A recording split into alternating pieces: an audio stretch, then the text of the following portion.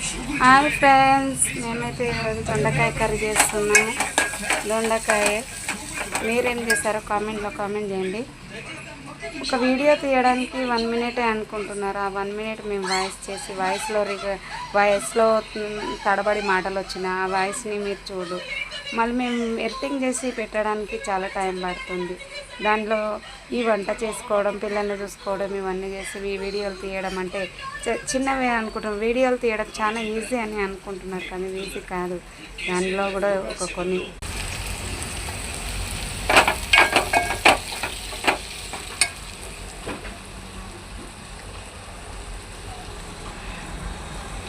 fruits